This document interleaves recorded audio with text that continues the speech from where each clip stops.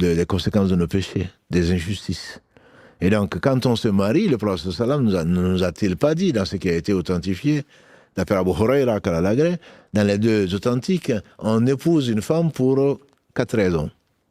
Sa beauté physique, son argent, sa généalogie et sa morale, qui est la beauté, donc, intérieure, qui est celle pourquoi puisses-tu ne pas connaître le bonheur si tu ne choisis pas celui-là. Comme le mauvais casting. On le reconnaît, hein. Je dirais presque tout le monde, sauf ceux à qui Allah fait miséricorde, se sont mariés pour ces raisons-là, et généralement, surtout quand ils sont mariés jeunes, généralement c'est pour la beauté, pour l'attrait physique. Mais il va disparaître, hein, comme le disait l'autre. Un jeune qui veut se marier, il dit qu'il aime trop les belles femmes. Mais il dit quand il voit ce qu'elles sont devenues, leur évolution, avec les plis et avec les produits de beauté, et malgré tout, quand elles arrivent à 50 ans, 60, 70, forcément, on a beau essayer de maquiller les défauts physiques, entre guillemets, c'est naturel. Et là, il se dit finalement, mais est-ce que ça vaut le coup? Non, mais justement, ça ne vaut pas le coup pour une beauté, même si on est attiré.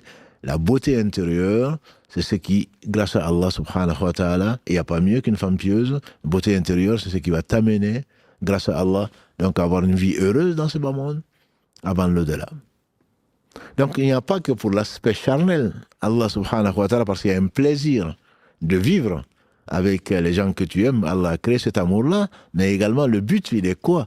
Dans ce bas monde, il n'est pas que pour l'au-delà. Le but dans ce bas monde, c'est y trouver la sérénité, c'est y trouver la paix, c'est y trouver la quiétude, c'est y trouver un bonheur. Allah dit dans la sourate Ar-Rum, les Byzantins, sourate numéro 30, verset 21, quand il parle pour nous autres, pour qu'on réfléchisse, il dit wa min ayatihi an khalaqa lakum min anfusikum azwajan litaskunu ilayha wa ja'ala bainakum mawaddata wa rahma inna fi dhalika la-aya. Parmi ces signes, Allah subhanahu wa ta'ala, parmi ces signes, c'est d'avoir créé de vous pour vous une épouse pour que vous trouviez la sérénité, sakina.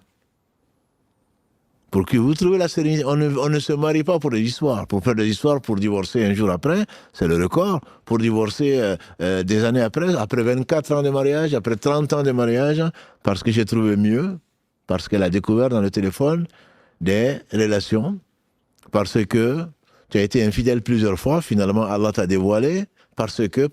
On ne se marie pas pour ça. C'est pour y trouver la sérénité. Quand tu sors, tu n'as qu'une envie, c'est de revenir.